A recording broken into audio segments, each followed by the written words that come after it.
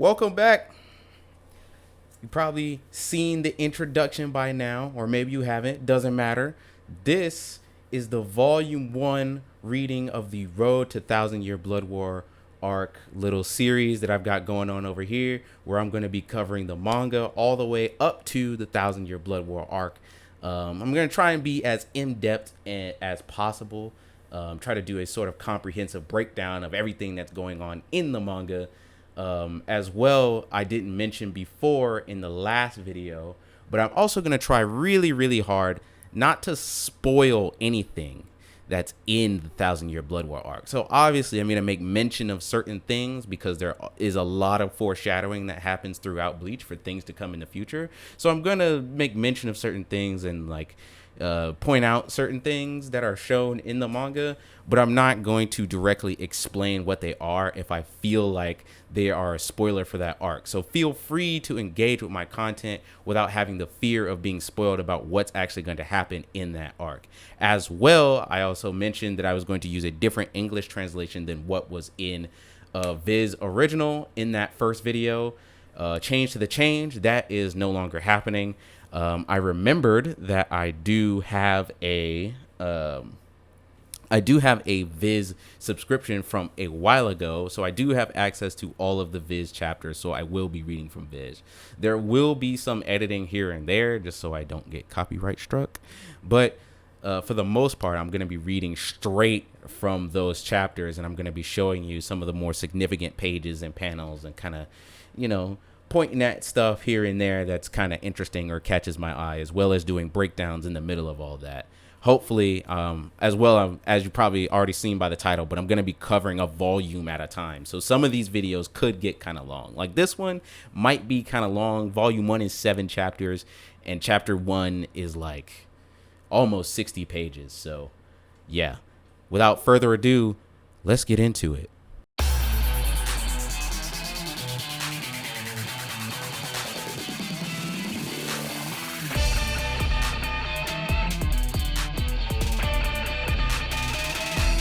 Bleach, Chapter 1, Volume 1, Death in Strawberry. But wait, if you look on the right side here, there's something missing. So for those that don't know, every Bleach volume opens with a poem by Kubo, which is kind of raw. Every poem has something to do either with the character of focus or with the actual content within the volume. So I feel like not having them is kind of just doing a disservice here. Thanks a lot, Viz. But fortunately enough for me, I have the physical volume 1 right here. So I am going to read volume 1's poem, and then we'll start. We fear that which we cannot see. That's it. Fairly straightforward. Obviously, the person, on the cover of the volume is Ichigo, the main character. Straight up, first panel shot of a hell butterfly, and then this very stylistic crescent moon. You know what these moon drawings kind of remind me of?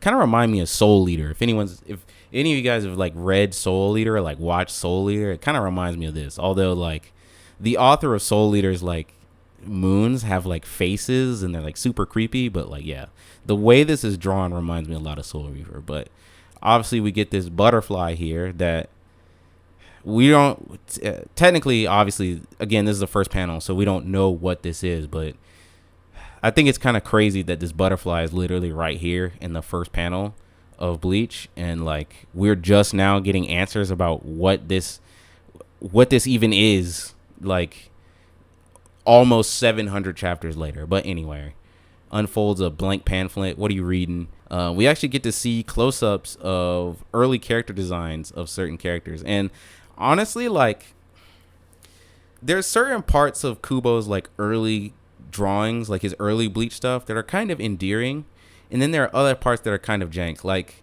I like this depiction of Rukia. I think it's nice, but this drawing of Ichigo, I'm not super hot about, to be honest. And then we also get shots of other characters in the background here that are going to come up throughout this volume.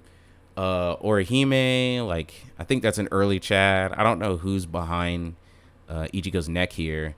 But this is one of his friends. I forget this dude's name like every single time. It's funny because I always forget his name, but I never forget Keigo. Like over here, like obviously this is an early Ishida. Don't know who that is. And this, funnily enough, this is freaking Shinji. This is an early Shinji. So it's like it's crazy to think about, like, Shinji as an idea and as a concept was a character before we even got to his arc. So right in the beginning, page 2 of volume 1, we already have a Shinji. And then of course there's a Tatsuki with half her face kind of cut off. But yeah, wild. Anyway, just more Kubo foreshadowing. Again, more early Ichigo looking confused about what's going on. And then we get this nice little breakdown right here. Ichigo, strawberry Kurosaki, because the kanji in Ichigo's name means strawberry. 15 years old, hair orange, eyes brown, occupation, high school student. Special skill, say something, you. And I actually kind of like this for what's going to come up like a couple pages later, but like it says he has a special skill and then it immediately jumps to say something, you. So like whatever his special skill is kind of gets cut off. He dropped Lil Toshi. It's like I hope that these don't become rap names in the future. And then we get the breakdown again, like I said in the previous page. Ichigo, strawberry Kurosaki, 15 years old, hair color orange, eye color brown, occupation high school student. That's because we knocked it over with our skateboards. Is that so? Special skill, he can see ghosts. Then you better apologize to her, hadn't you? Now, in the anime, this girl is, it might be hard to see with my face over here, but in the anime, this girl's face is like perfectly fine. Well, I think she's like a little scuffed up, but straight away, right? Like in the manga, like her entire like left eye is missing, and then like she's bloodied up. He sees them, talks to them, touches them, and channels them. A quadruple threat. Must be a pain, strawberry, to be in such high demand. So this is interesting, and this is going to get talked about a bit more on the other page, but like it's even though it's uncommon for Ichigo to see ghosts, it's even more uncommon. So like it's uncommon for Ichigo to see ghosts, and it's even crazier for him to be able to see them clearly, at least as clearly as he does, talk to them, touch them, and channel them. So like he has like pretty much all of the gifts, but it's gonna get covered. We're bound to be a little envious of you, Ichigo. They're just blurry shapes to me. I'd love to see one clearly. Not me. So not me is coming from Karen. Yuzu is the one who wants to have all the gifts like Ichigo does. I don't believe in ghosts. Huh? But you see them too, Karen. Only daddy can't. Dummy. I'm in permanent denial. If I refuse to believe in them, it's like they don't exist. They're both like, what? So, the existence of soul reapers, and this is going to get finished on the next page. Classic Kubo. Constantly leading you on. So, like, this is one of the aspects that I wanted to get into, but I think it's crazy that it's happening so soon. And I think that's probably what is going to... I've heard so many people say that the Bleach manga is very quick read. But I'm starting to see one of the major instances why.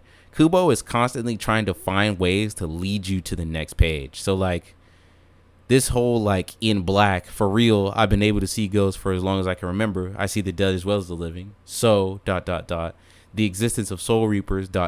Like you don't even know what a soul reaper is right now. And he's already throwing you this concept, the existence of soul reapers ... And then there's more to the statement. So it's like, I gotta go to the next page to read it.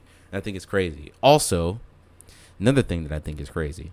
So this panel down here, which I think you all can definitely see, slam. This is a picture of him slamming his door.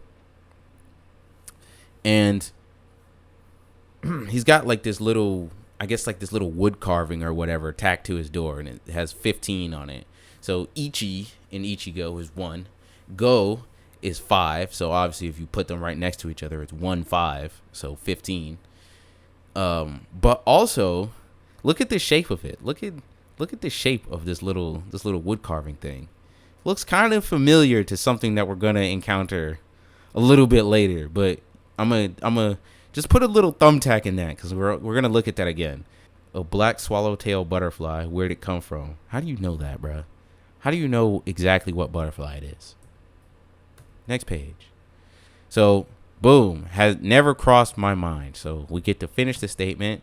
The existence of soul reapers had never crossed my mind. And boom, we get this very nice breakdown of Ichigo catching this soul reaper, who we know is Rukia, stepping through, like basically coming through the wall into his room, not paying him any attention. And I really like this detailed side profile of Rukia right here. It's very nice. Quiet boy. His dad coming in from out of nowhere. Quiet boy, stop jumping around up here. And then obviously Ichigo retaliates. How can I be quiet when I'm subduing intruders? Look at this. Where's our home security? Huh? Look at who? What? Huh? So we get the intro with Rukia talking about it's close. In the beginning, she mentioned looking for a spirit energy, looking for a type of spirit signature. This brings her to Ichigo's room. Then we get this shot of some type of creature and a bunch of blood, talking about much spirit energy nearby. And then this picture of what looks to be like the head of that girl, that ghost girl from earlier in the chapter. It's got the little beads and the hair tie, so clearly this is someone's hair. But you can see ghosts, yet you do not believe in soul reapers? Yeah, what the hell, Ichigo? What are you talking about? Of course not. I've never seen a soul reaper before. I don't believe anything until I see it with my own peepers. Bro, what are you talking about right now? So the poem opens with, we fear that which we cannot see. And Ichigo, being a special case, can see pretty much everything. If he can see things in the living and he can see things in the dead, then he has no reason to believe that he can't see anything, right? So in a way, he has no reason to be afraid if you were to take the poem literally. But at the same time, he literally sees an otherworldly spirit that his dad can't see. So that's ultimately the proof that he is seeing a spirit because his dad can't see it. And he's still just like, nah, I don't believe in this Soul Reaper thing. Like, bro, what are you talking about? A high level spell only a Soul Reaper can cast. Right? So, I mean, relatively speaking, it's probably high level, but obviously, like, this is the first binding spell. I think binding, what is it in Japanese? I think it's Bakudo, isn't it? Don't they say Bakudo? I think binding spells are Bakudo. I think all binding spells are Bakudo. Could be wrong about that, but I believe that's the case. I would kill an insolent fool like you, but the provisional spirit law forbids unauthorized execution. So straight away, even though this is kind of joking a little, well, not really for Rukia because she really kind of wants to kill Ichigo, but straight away, right? We get the provisional spirit law. So we're already getting like some Soul Society-ish, like. So, like, the thing about this is a loaded statement. Obviously, this would mean that there has to be more Soul Reapers than just Rukia. And as well, you would have to imply that there's some type of society that makes these laws. And that it forbids unauthorized executions. Not to say that they can't go around killing humans or whatnot. It's just that they have to be approved to do it. So, yeah. The reason why I brought that up is because it kind of brings up something about Soul Society that gets mentioned later when we actually get there, but the morality of Soul Society. I sent him to the Soul Society. So boom, straight away, I sent him to the Soul Society. I performed Kanso, the soul funeral. You call it passing on in your language. It is one of the duties of a Soul Reaper. To ask if you believe me or not no longer seems necessary, right? I will explain so that even a brat like you can understand. Be silent and listen. Now, in this realm, there are two types of souls. First type are the holes, the normal spirits. The ghosts you know of are this type. So the hole, as in, like, whole, like full of something, good spirit, and these are like her little drawings of what it means. Now the other type we call hollows. Hollows attack the living and the dead indiscriminately and devour their souls. Hollows are evil spirits. Any questions so far? Why does your drawing suck so bad? We Soul Reapers have two principal duties. First, to conduct holes to the Soul Society by means of Console. And second, to vaporize hollows, which is my mission now. Hang on, you mean there's a hollow around here now? There is. Are you stupid? Don't stand there yapping, go vaporize it. I heard it. That was the cry of a hollow. It's like I'm hearing it through some unseen filter. What is it I'm sensing? But how could this one have heard the hollow before I sensed it? Right? Even that has an explanation, right? Start screaming and then snap. Boom. Next page, his hands are free. Impossible. He grabs the bat and then goes right past Rukia while she's kind of like in a daze. Like Rukia, you need to get to business. Like, you can't be wondering about this. Wow. It's crazy to think about like Ichigo's dad and then seeing him mangled in this upper left corner. Ridiculous. Yeah. So this is where we get into some of the cool shit, right? The hollows. I think a lot of the hollows designs are super cool and very original. It's crazy if you study if you know anything about like ancient Hispanic and sort of Mesoamerican groups and their kind of obsession with like face masks and stuff like that, thinking like Aztec masks and things like that. Like, that's pretty much what the hollows are kind of modeled after. Their faces, their masks are kind of like these kind of Mesoamerican or Aztec tribal masks. Anyway, so this is an important distinction. First, hollows do eat souls, but they can also be opportunistic hunters. And then, of course, the Master of Revelation, which this is also like another classic like Kubo drawing. Like, whenever there's like a sudden shock or surprise or like some crazy like reveal or something, there's always just like this static showing of the character who is like caught off guard, and then like half of their face shadowed in black, like every single time. You have no idea how often this happens, but yeah, holy crap. So like, this thing is like almost bitten almost all the way through her. You can kind of see like the teeth like all the way through her abdomen. Like, oh my god, that is way more brutal than the anime. In the anime, it kind of looks like her sword kind of stops it, and it just like the teeth kind of just barely clip her shoulder or something. But here it's like she gets mangled. The great thing about this is that Ichigo thought that, based on what Rukia had said, Ichigo had basically was like, listen, if I just give myself over to the hollow, it's over, right? This is basically over. I saved my family. I've basically done what I'm supposed to do. But of course, Rukia corrects Ichigo and lets him know, like, yo, just because it's going to eat you doesn't mean it's just going to leave these other human souls here. Now they're also weakened. It's going to eat you, and then it's also going to eat them. So like, yeah, like you gotta figure that out. So she basically tells him about this method to transfer her powers now that she's too injured to fight. And this moment is basically, there's so much captured in this moment. Like, some of it is spoilery, actually. So like, just this one moment of Rukia transferring her powers to Ichigo, I mean, yes, it's the beginning of the plot, but it's literally like the beginning of everything. Like, there is so much in this one moment. Dat boy, let's go. He emerges with a giant Zanpakuto. This thing is huge compared to what Rukia was swinging around. It's crazy because if you just go a few pages back, Rukia's Zanpakuto looked tiny, but this thing is gigantic. Pretty much we've established several things already. First of all, she only meant to give him half. He took all of it. There's a reason for that. There is a reason, a spoilery 1,000-Year Blood War arc reason that he took all of her power. I cannot explain why this is. I can't explain why he took all of her powers, but he did. And another thing that she points out is that Ichigo heard the presence of the hollow before she did. And then she claims that she couldn't feel the presence of the hollow through some weird filter or screen. The filter or screen was Ichigo.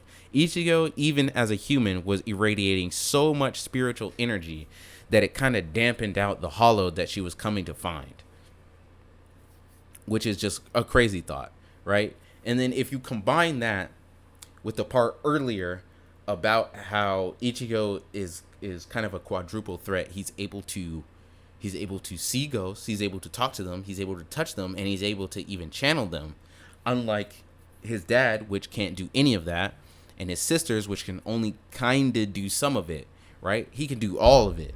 So even with just these, he's a special case.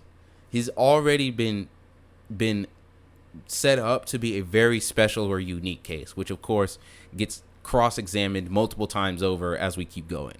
That still shot of Ichigo having sliced straight through it as it disappears, which is a nice shot.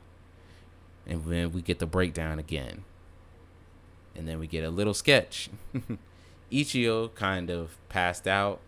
Rukia now without a proper form, which will get explained later. And then the right leg of Urahara, who has not been introduced yet. But it's nice to get the kind of ended chapter sketch. But yeah, that pretty much ends chapter 1. Earlier in chapter 1, when Karin was listing Ichigo's talents, she said that he could see ghosts clearly, he could talk to them, he could touch them, and he could channel them. She mentioned 4 different things to speak about why Ichigo is gifted. The reason why I'm going back to harp on that particular line is because 4 is a very important number in Bleach. I believe it's the most recurring number in Bleach. Usually when 4 comes up, 4 of something, or just the number 4 in general, it usually signifies something important. So we'll keep that in mind as well as we continue to trek through the Bleach manga, as well as all the other details that I brought up in my reading of chapter 1. All right, bet. This is a re-recording of chapters 2 through 5 because I fucked up my OBS settings, and so I didn't actually capture what was going on my screen. So I basically had all the commentary and stuff like that, all that got captured well, but I couldn't show you any of the stuff on screen, and it would just be a pain to edit if I had to edit in images in post. It's a lot easier for me if I can just show you what I'm looking at whenever I cut to it. So yeah, I pretty much remember everything that I said. So we're just going to go straight back into it, and I'm just going to re-record my entire look through of the rest of volume 1. So yeah, hopefully this captures well and none of this fucks up. I'm actually going to double check something real quick, and then we're going to get moving here. Chapter 2, starter. Also, before I go on ahead, I also want to point out something. I had more time to think about it, but I was kind of roasting Ichigo earlier in chapter 1 when he was complaining to Rukia about the fact that he didn't believe any of what she was saying because it didn't really make any sense to him. But I figured that it probably made more sense in that moment because, I mean, it would be random to just have this random ghost that just seems different from all the other ghosts bump into your room and then starts telling you all this stuff about Soul Society and stuff like that, especially if you have to contend with the fact that this Soul Society has existed for centuries, more than your actual lifetime. And he's just like I don't even you're basically telling me that there's a whole different reality that exists outside of mine and has existed longer than I've been alive. You might as well have just shoved 3,000 pounds of TNT into a mountain and just blown the cliffside to dust is pretty much what Rukia was doing to his mental state at the time. So I gave Ichigo some crap for that, but I'm actually going to go back and be nah, he was probably, he's probably spitting facts. Anyway, let's get to the rest of this. This is also probably going to be way quicker than last time. So yeah, this is essentially the moment where Rukia claims that I'd have to be a Soul Reaper to return to the Soul Society. I can't go back. This one's a bit weird. I guess it depends on what type of a perspective you want to view it from. I would assume that Rukia is operating under the assumption that no one else in the world of the living would know how to get back to the Soul Society, also taking into account the information. She probably doesn't know about Urahara, who Urahara actually is. I mean, Urahara hasn't been formally introduced yet, but she did get her Gigai from him. I think I don't know. I feel like this is a bit of a fault on Rukia's part. I would at least question how this man was able to give me a Gigai, because we saw the sketch of Urahara at the end of chapter 1. I would question how he was able to give me a Gigai, and maybe if he can send me back to the Soul Society, because she straight up says here, and this could be a translation error as well, she straight up says, I'd have to be a Soul Reaper to return to the Soul Society. I can't go back. Which, I mean, you don't have to be a Soul Reaper to go to the Soul Society, but I don't know. It's weird. It depends on how you want to look at it. I mean, at the very least, without her Soul Reaper power, she can't open a Senkaimon. I think Soul Reapers call it a Senkaimon. I could be wrong about that, but she can't open a Senkaimon, so she as an individual cannot go back. But there might be other ways to go back, especially if she met someone who can give her a Gigai. So there's that. You lost your powers? What are they, socks? Where did they go? Inside you. Pause. Not in your body, but your soul. You become a Soul Reaper. I fought that thing yesterday to save my family. I'm not going to fight those things for total strangers. I'm not that self-sacrificing. So we're getting into the reasons why. This is a major aspect of the world of Bleach as far as it pertains to characters, what they do, how they do it, and why they want to accomplish something. And it's probably one of the biggest things in Bleach, and it is like the most recurring element throughout the story, especially for Ichigo, right? But the reason why someone wants to do something, or the reason why they did something, is part and parcel of how the story of Bleach gets explained, right? It gets explained through characters' motivations and their reasons why. This is part of a larger principle about Bleach and about how Bleach was different the time it came around. Kubo wanted to have cool characters do cool things, and Shonen was pretty much the place to make that happen. But he didn't want to be like all the other shonens. He wanted there to be a reason why we were going to do some of these things. So Bleach is going to hit some of the same points that all those other shonens hit. It's just going to do it. It's just going to give a reason why we're going to do it. Like, why are we going to have this power up, right? Why are we going to like rush this? Like, why are we trying to accomplish this in 3 days when it really takes like 3 months? Like, all this stuff, like classic shonen tropes. Kubo kind of was spearheaded the initiative to like explain why we're going to do this, instead of just doing it for the sake of doing it. And Ichigo's realistic statement here, his very grounded, realistic explanation for him not wanting to be a Soul Reaper and just being like, yeah, I only did that because like my family was in danger, right? And more to that point as well, he felt guilty, right? Going back to chapter 1 again, when he gets the explanation for why the hollow was there, that it was really there for him and not for his family, he felt guilty because his very existence put his whole family in danger, even though he really wanted to protect them. And so that moment of being like, well, they came crawling to my room, like Karin was literally crawling to his room in order to try and buy Ichigo time to run away from whatever was attacking them. It's like damn, like they gave up their life in a way to protect me, and I can't just cut and run on them after all that happened. So I gotta do something, right? Which is what spurs him on to accept the power from Rukia to then fight back. It didn't come simply because he was just a good guy. He got put in a very complex, unnatural situation and was forced to respond emotionally in that way. But yeah, he did it to save his family, not necessarily because he was like the goodest guy. I think it's hilarious in retrospect that Ichigo often gets memed as being this guy who just wants to protect his friends and nothing else. But that motivation doesn't really happen straight away. In fact, even when we get to the Masaki flashback, he has more reasons to protect his friends then, but it still doesn't complete his transition. I don't really think we complete the Ichigo transition to him being like this protector type of like archetype until we get to the Fullbring arc, but that's a long ways away. So let's just keep going.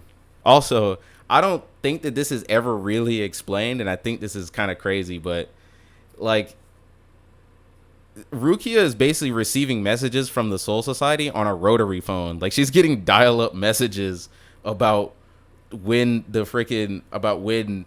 hollows are going to attack. And it's like, I don't understand why Soul Society is like sending messages on dial-up. Like, what's going on? But he's a complete stranger. Are you going to help him? Are you crazy? I can't stand here and watch that thing eat him before your eyes or out of sight. They're going to be attacked either way, right? Don't help him. Even if you save him now, he'll just get eaten later unless you do my job. You'd save him just because you happen to be nearby. That's not how it works. A Soul Reaper must be fair to all ghosts. Only saving them when it's convenient won't do. So don't help the child unless you can commit. If you're going to save him now, you must try to save them all. Be willing to go anywhere, even be willing to sacrifice yourself for them. I don't buy all of this self-sacrifice and commitment crap. I helped him because I was here. So what are you going to do about it? What about you? You sacrificed yourself that night to save me. Was that truly your duty as a Soul Reaper? Duty is no reason to sacrifice yourself. At least not for me. I'm not ready to commit to this. I might just run next time stuff gets hectic. I can't promise I'll always be willing to risk my life for a stranger. But I know I owe you a large debt, and I'm not a total scumbag. I'll help you out with this Soul Reaper job of yours, but I won't enjoy it. So I read out that whole diatribe between Ichigo and Rukia because it's more reason why. Like, we gotta, like, I won't say like ease Ichigo into getting into the main groove of the story, which is him being a Soul Reaper, because I mean, we are moving at an incredibly fast pace, right? Like, we've already established like Ichigo's a special case. We've already established like why hollows and spirits are attracted to him. Like, we've already established like him getting the powers. Like, we've already like covered a lot of ground in just these 2 chapters. But one of the things that I think is important is that we always stop in the middle of whatever's going on to properly establish like why are we about to do something, right? This is the reason why that I was harping on just a little bit ago. And Rukia is basically giving him facts, saying straight up, like, if you're gonna jump in to save this kid because he's about to get attacked in front of your face, like, well, newsflash, like, hollows didn't just exist like 2 seconds ago. Like, hollows have been existing. Like, the job of exterminating them has always been the deal with the Soul Reapers. We've been doing it for longer than you've been alive. So like, you can't just jump in when it's convenient to you or when it's like presented in front of your face thinking like that is gonna be it. Like, nah, you gotta do my job like all the way. You gotta be fair to everybody. You gotta save all the ghosts. You have to slay every hollow, right? You don't get to just pick and choose when you're gonna hop in. But Ichigo also brings up a nice counterpoint, which is that I have the power now. So in reality, I get to choose how I want to do this. Like, you can say all that, but like, I don't have to believe you.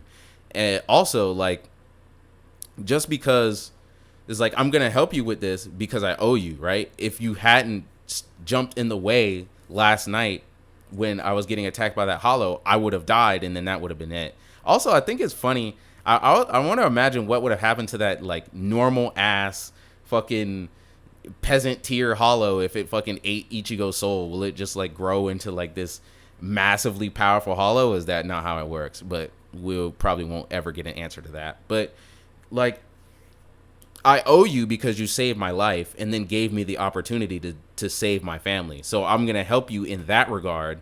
But I don't, like, I'm still not fully bought into, like, I'm still not fully bought into this Soul Reaper thing. I'm not just doing it to do it, right? So, like, establishing that, like, that dichotomy and exploring more of Ichigo's personality as a result. It's good, man. It's really good. I'm really happy about this. I'm really happy I decided to do this reread. And then, of course, this end of the chapter sketch is Orihime with a math textbook wondering where Ichigo went and why he's not back. So yeah, that's chapter 2.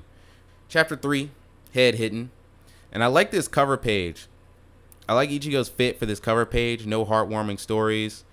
Chapter 3, head hidden. He's got on his left sleeve, he's got the Violate the Dead patch with a 1-5 right under it. He's got this nice kind of like, it's like this watch with a swirl on it. It's not really like counting time at all. It's just like a cool design. And then he's got this zipper for a shirt pocket on the left side. The tassel for the zipper is a skull with these nice shades, and I like the collar. The collar, it kind of looks like a weird like dress shirt like jacket combo because it's got the teeth for a zipper going down the middle. So it's kind of like formal and informal all at the same time. I'm about to check the capture real quick. Ichigo over here clowning Rukia's drawing skills again. He can't tell. He's supposed to be hitting these pepper balls, or at least he's supposed to be hitting the balls that don't have pepper in them, but he hit all of them because he can't tell the difference between which one is supposed to be a head and then which one is supposed to be like a normal face. So when did you ever defeat a hollow with one blow? Approaching a hollow from behind and killing it with one blow is the essence of hollow hunting. It's a miracle that you survive fighting them as you have. Hitting them from behind is unfair. I can't do it. Fool. Save the code of Bushido for human foes. Hollows are your prey. Fairness doesn't apply here. That kind of thinking will get you killed. And then Ichigo gets real deep in thought on this next page where he just says, before Orihime shows up. But like this idea of killing hollows by slicing off their mask, like doing a deep cut straight to the face and taking the mask off, gets brought up again when we finally get to the Arrancars multiple chapters later. But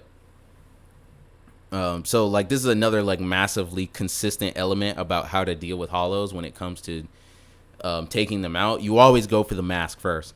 But Ichigo having this sort of small dilemma about like, well, it would be unfair to attack someone from behind and then to go for the head straight away.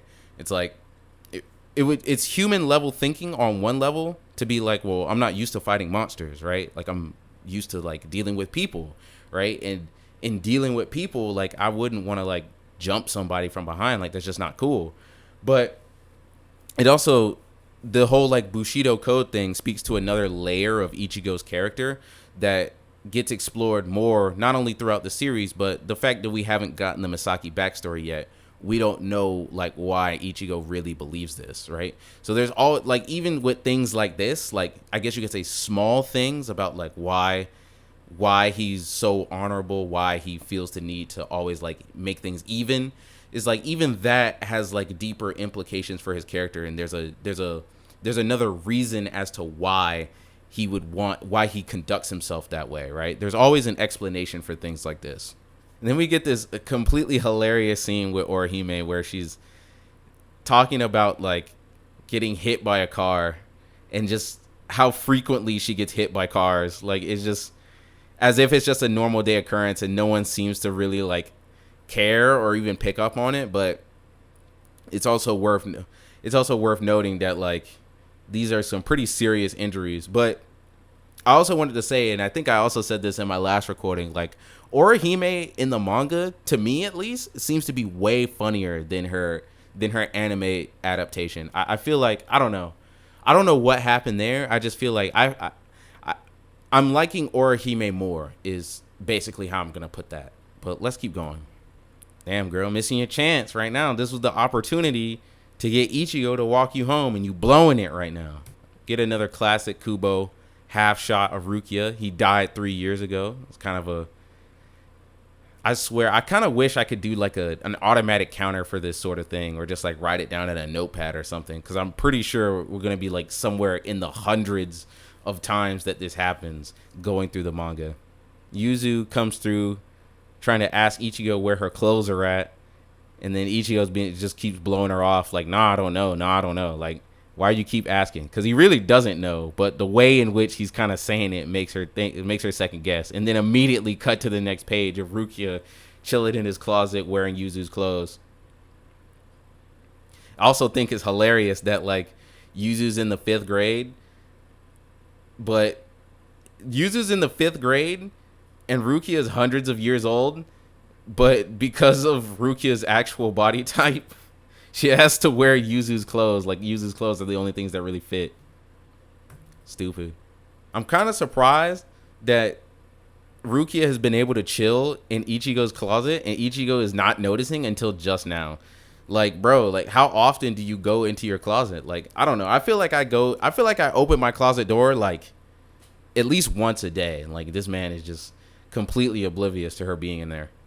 So this panel is like really dark. And then this is something about Bleach that doesn't get brought up a whole lot, but every now and again it will have these moments that are really dark. Like, I'm talking like Jujutsu Kaisen levels of dark, which is pretty much where Jujutsu Kaisen gets it from. But like, he does this really shallow cut on the mask of this hollow and then reveals the upper left corner, and then he sees it's Orihime's brother. He starts asking Rukia what's up with that, and she explains the full story of like, listen, humans used to be hollow. I mean, yeah, hollows used to be humans.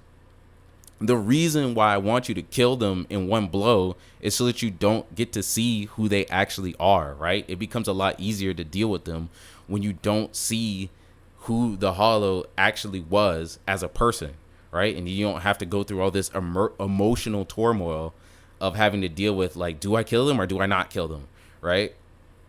This is also a Rukia that's post the whole Cayenne flashback, which is going to be a while before we get that too. But it's a nice little perspective to see how much Rukia has changed after dealing with the whole Cayenne flashback, and her perspective on like, look, you got to kill them in one hit, because it's just gonna be emotionally draining for you to deal with it if you constantly have to see who they actually are. And then the sketch for the end of chapter 3 is the comic that Rukia was reading at the start of chapter 3, which is the Jade Hermitage by Marie, I think, Matsue. I don't even know if this is a real book. I kind of hope it's not a real book. It says the story is about a soft masochist, Marianne, the older sister, and a hard gay Francois, younger sister, doing all sorts of things over a jade box given to them by their mother, a 52-year-old wrestler. Super scary stuff. I don't know what part of that make Kubo think that this is terrifying, or like it deserves to be horror. Like, I hope this isn't a real book, because I don't even want to entertain what this premise is.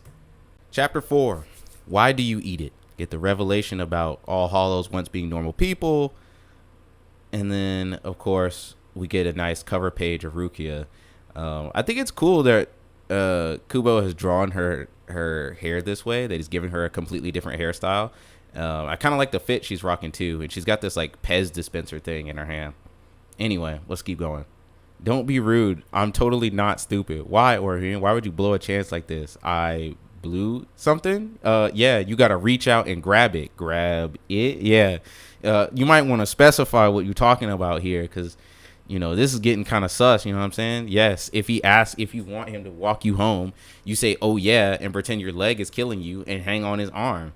Then, when you come to a nice secluded spot along the way, shove him into the shadows and throw him to the ground. Like, you know, this is getting kind of, I don't know, man. I'm just saying, like, Tatsuki, you might want to come back. Like, you all the way up here, we need you like down here somewhere. All right, this is where we get the breakdown of hollows, and I love this. I love how far in it. I love how simple but impactful this description is, and how much we get to know about hollows just from what Rukia is telling us, and how far ahead like this stuff comes back into play once we get to the Arankars. So she's talking about hollows attack their own family. Yes, how come? Hollows eat souls because they're hungry, right? I thought they attacked randomly. Hollows attack humans and ghosts randomly after they've eaten their own families. No way. And one more thing. They don't eat souls because they are hungry. They eat souls to ease their pain. Hollows are fallen souls, souls that were not admitted to the Soul Society by a Soul Reaper, souls that were left behind, souls that weren't saved from other hollows. These fall, lose their hearts, and become hollows themselves. Then the hollow soul forever strives to fill the emptiness inside. It stalks the people it loved most in life. This covers two major aspects. One, about hollows in lore. Two, about what Kubo does with these things in his lore as a whole. So the first thing, right, we get a pretty detailed description about hollows. In the first chapter, when Rukia was explaining it with her cartoon drawings, she was explaining that there were two, roughly speaking, there are two types of spirits, right? There are the wholes, like a whole pie or a whole set of something, right? These were the good spirits, like the normal ghosts that Ichigo had been seeing for the most part up to this point. And then you have the bad spirits, which were called the hollows, right? The hollows were literally like they had a hole in them, like a physical hole in them. And of course they have a physical hole like on their body somewhere. But she points out that hollows don't eat because they're hungry. They eat because they lack something. They eat because they're empty, right? They're constantly trying to fill their hollow hole with whatever it is that they believe that they're missing, right? And of course, this comes back again, like I said earlier, once we get to the Arankars. But this is an important aspect about the way in which Kubo tries to broaches his subject matter and how he explains them. When Kubo explains something, especially to the level of depth that we're getting here, he tends to not repeat himself again. Usually once he says something, it's just like that's the thing and has always been the thing and will always be the thing forever. Like even like in the next couple pages, we're going to get some shots of Orihime that has more to do with like the lore of Bleach and how like this afterlife and ghost stuff works when you're transitioning between this life and the next life. But that has always been the case. And I'm actually going to point this out. I'm not going to show the actual page, but I am going to bring this up when we actually get to it. But these explanations, it's so natural the way that Kubo does it. It doesn't feel like we're just happening upon the information and then like, oh yeah, there's this thing, and then like it becomes that thing later on. It's like, no, like this was always the case. This has always been happening. I'm just bringing it to your attention now that this has always been the case. Like we get more explanations like this further on into the series, and then it really like it really like Bleach on a first read is hard to get. Bleach on a second read is like a completely different experience because like there's so much explanations that happen in the later arc where you're like, yo, that really has been the case the whole time, hasn't it? And it's like, oh my God, right? Like it's mind-blowing in that way. So yeah, you get these explanations and this is just how it's always been and how it will always be. So there really isn't a need to like bring it up again. So you just have to like keep it in your head that this, like the way that hollows work, this is how hollows are going to work for the remainder of the series. And then boom, right here on page 14, we get a picture of Orihime with a chain extending out of her and it's connecting to her physical body, right? So even though we don't even have an explanation as to what's going on, we're already getting the stuff about the chain, right? About this chain that's connecting these two Orihimes. And this chain thing, the part that I wanted to bring up before from chapter 1, the ghost girl that Ichigo saves had a chain. It wasn't extended to a body, it was already cut off, right? So it was like a short little chain. So like again, like this, the ideas that permeate Bleach all the way around. They exist all the way around 360, which is why in my last recording I mentioned this, but I'll just say it again. In my last recording I said that I think Bleach is the most consistent battle shonen. Like in terms of its internal logic, it's probably the most consistent battle shonen we've gotten like ever, right? Because these type of revelations about what things are have always been the case, even when you didn't understand them. So yeah, and this is also another aspect about Bleach that we get to, the Kubo being the king of reveals. So we go back to this previous page. Let's see, this fuck up. Yeah, we go back to this previous page where, you know, her brother, who's now a hollow, is getting upset that Orihime can't seem to recognize his voice while he's like this. And then he attempts to attack her. Then there's all this sound effect and stuff. And then there's a blank panel. And then we fast forward to the next page. And then boom, right? She opens her eyes and Ichigo's right there to save her. This happens again at the start of the Arrival arc, I think. This happens again. But like these reveal pages of like people just showing up at the last minute or just like out of nowhere is just like, it's classic for Bleach. The reveals, honestly, I think Kubo and Toriyama are tied for like who has like the best pull-ups. Like these guys must have crazy fucking upper body strength and like fucking back muscles, because like the pull-ups are ridiculous. All right, chapter 5, Binda Blinda, or Binda Blinda, however you want to pronounce that. I don't know. Cover page, looking nice. We got Orihime with a different hairstyle again, and she's rocking this like almost like Rastafarian hat. with the star on the side and these glasses. Stay giving Ichigo shades. I wonder if this is like a setup for what's gonna be Zangetsu a little bit later, because Zangetsu wears the shades. But the story of the Bleach #5, Don't Say to Your Sister, Bad Pop, Super Funk, Nice Vibe, Death Romantic, Metal Bound Blast. He has Orihime in the back here with a completely different outfit. Right in the first page of chapter 5, we get this large shot of Ichigo just staring down Orihime's brother as he's a hollow, not doing anything. And this is more reason why stuff. So obviously Ichigo ran over here due to Rukia's reasoning to save Orihime from being attacked by her brother, who's now a hollow. But he's not going out of his way to try and like kill him, right? Because obviously, one, he knows who it is. He knows it's Orihime's brother, and he doesn't want to kill him. He's feeling hesitant about trying to engage him because of the relationship that they've had and the relationship that he has with his sister, who's still alive. So like this whole situation of like, why won't Ichigo just attack him? Like there's a reason for that. Because of where I'm positioned, I'm kind of covering it. But in this upper left panel over here on page 7, like Ichigo gets knocked out the window and then he slides. But there's no like, it's hard to tell because my face is in the way.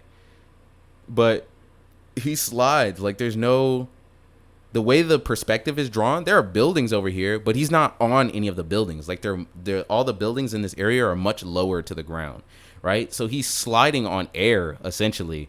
I know that, so like the whole air walking thing is basically the Soul Reaper concentrating reishi or spiritual energy underneath their feet in order to create a platform. This is I don't, so like the reason why I'm kind of stumped right now about this is that like I don't know if I'm supposed to take this panel literally for what it is that Ichigo is literally standing on air right now, because like the whole standing on air thing doesn't really become like a big thing until way later, and then he never really does this again. At least I don't remember him ever doing it again. So I think it's crazy that like this whole concept about standing on air is literally like seemingly introduced right here in this panel where he's fighting against Orihime's brother, and doesn't really come up again until way later, because as you'll see, once we get to Soul Society, no one else really stands on air. But there's a reason why they don't do it in Soul Society. I think the reason why is like covered in an extra chapter or in a data book or something. There's an explanation I can't remember off the top of my head for why they can't do it in Soul Society. But all the experienced Shinigami and Soul Reapers can do this. So the fact that Ichigo is just doing this casually is kind of crazy. Yeah, and then again, on this upper left corner here on page 9, like he gets hit from above and then gets smacked into the ground. And then the perspective that it's shown in this panel, there's no platform over here. So he had to have been standing on air. That's wild. All right, I'm gonna stop harping on that and just kind of move on. Also, another thing that I want to bring up, it doesn't really get, I don't know what it was about the perspective of the anime, but in the anime, I never really got the perspective that like some of these normal hollow fights in the beginning were all that dangerous. But I guess if you're either not that powerful or not that experienced with dealing with them, it can be kind of rough. So Ichigo gets smacked here on page 9, and then he literally hits the floor, and then he's damn near unconscious. Like he's not moving. Obviously, like Rukia made that one mistake in chapter 1 with the hollow that she was fighting, and then almost got her entire like upper torso bit in half. So like fighting hollows is pretty dangerous. Yep, and then here on page 11, we get that reason why that I was speaking about earlier, right? Ichigo basically explaining that he's not like the others. I hesitated. And then Rukia basically giving him the ultimatum, like, all right, that's fine if you hesitated, but keep in mind, if you keep fucking around, he's going to eat Orihime's soul. So it's decision time. You got to figure out what you're going to do. This whole story is super sad. Big brothers, you know why they're born first? To protect the little ones who come after them. What kind of brother says he'll kill his own sister? Even a monster shouldn't say that. I also think it's just like insane that so much has been spawned from this one moment. I think was Gotoge. I think that's how you pronounce it. The author of Demon Slayer said that if it if it wasn't for Bleach, Demon Slayer wouldn't exist in an interview, which is high praise of, you know, the influence and impact that Bleach has had on the whole industry, which is just, you know, more shouts out to Kubo and his amazing work. But I also think it's crazy that we get this speech here in chapter 5 of Bleach about brothers and the reasons why they come first. And this whole kind of, it's not really a subplot, but this like kind of character motivation about brothers and their relationship to their siblings is going to continue going forward into the Soul Society arc, and it's going to become a big deal.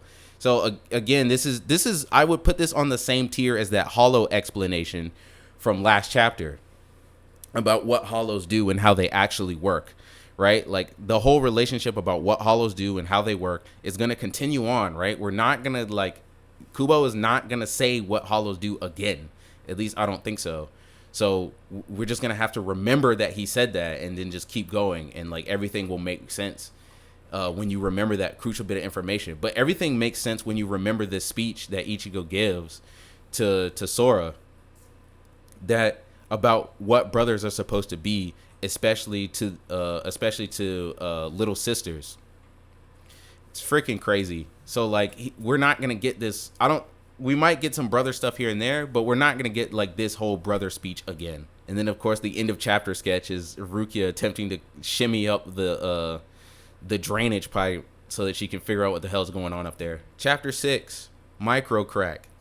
Now, this part I've heard is cut from the anime. Basically, what's being said here is that Sora is explaining the backstory of him and Orihime, and that their parents would literally like physically assault, beat, and abuse Orihime as she was a baby because she would cry, and that this continued up until she was 3 years old, because once she became 3, Sora turned 18, and then he took her and ran away, and they started a life completely separate from their parents. So, like, yeah, really sad. This whole mini arc we've been on with Orihime and Sora is been really sad, and it's crazy that we're getting this just like a couple chapters in. I really like this cover page of chapter 6. I like the way Orihime is drawn. Yeah, this whole scene is just depressing, right?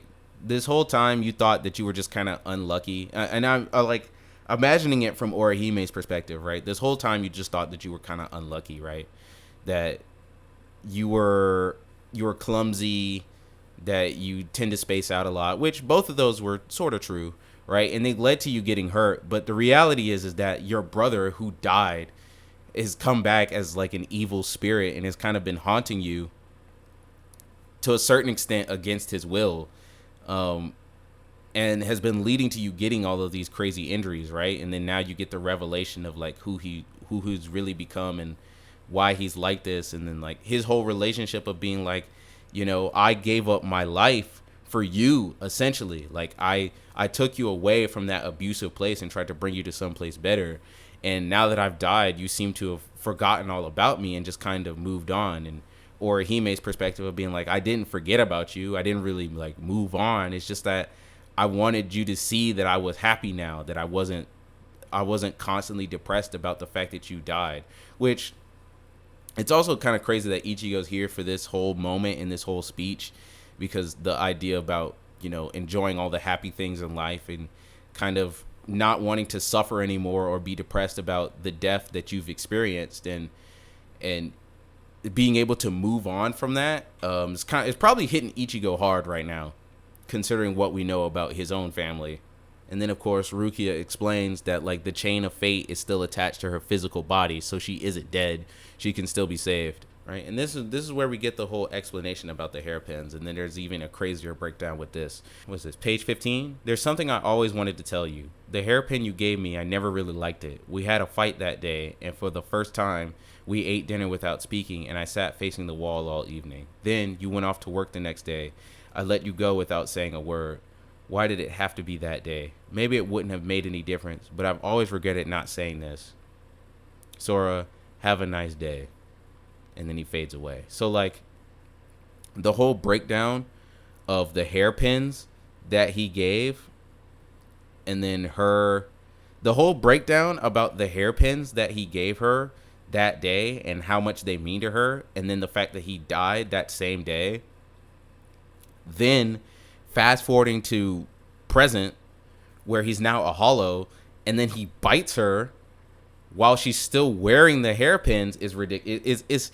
It's so crazy because, like, obviously, like, the hairpins are super important and they're going to be super important in just like a couple, like, I want to say like maybe next volume or volume 3. But even then, we don't get a full breakdown on like why this whole scene that's happening right now is super important. But we will much later. So yeah, that basically concludes everything that happened. And then of course the end of chapter sketch for chapter 6 is a drawing of Orihime praying at the graveside of her brother with Tatsuki behind her. Super sweet. Chapter 7, the pink-cheeked parakeet. Now we're going to move into a completely different arc now that the whole Orihime business has finished.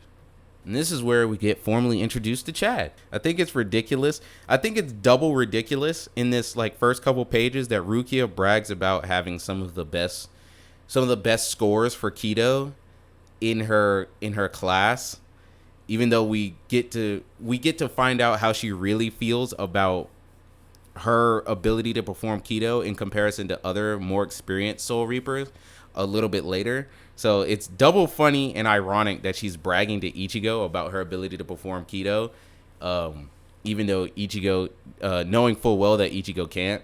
And then we get the reverse of her, like, being like, yeah, I don't know how to, like, open this juice box. Like what do I do? And he's like, bro, just put the straw in. Like, are you dumb? Also funny that if I cared what people thought, I'd have dyed my hair black a long time ago. Don't worry, Ichigo. Dyeing your hair black is going to come soon enough. So I don't remember where this is explained. I'm pretty sure there's like a little booklet or something that has a picture of Mizuru.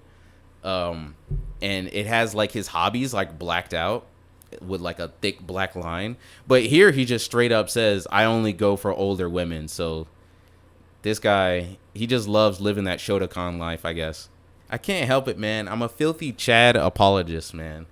So like this whole setup, right? Kubo goes like far out of his way to set Chad up as being incredibly like physically strong.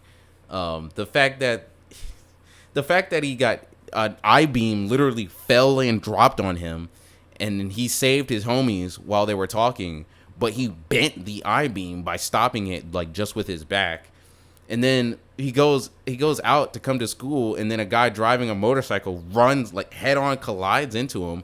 And all that really happens to Chad is he just hurts his hand.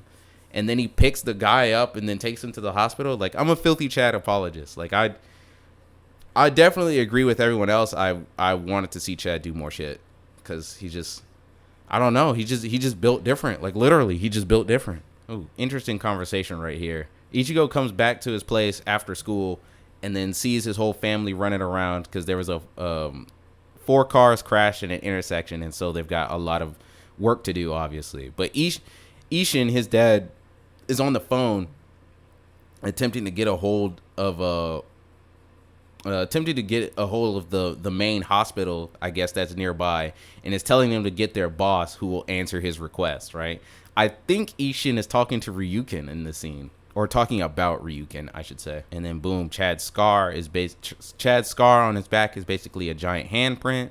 And then boom, that's pretty much the end of chapter 7. But at the end, we get the last few sketch pages of a profile of both Ichigo and Rukia, a full breakdown of their height, their weight, their blood types, and when they were born. Also, it's nice to point out in this page that Ichigo, on the things that he likes, it says person he respects most is William Shakespeare, which, believe it or not, is a little detail about Ichigo that does come up later. But yeah, that's pretty much the entirety of volume 1, the end of chapter 7. So we're gonna pick this back up in volume 2. I'll see all you guys then.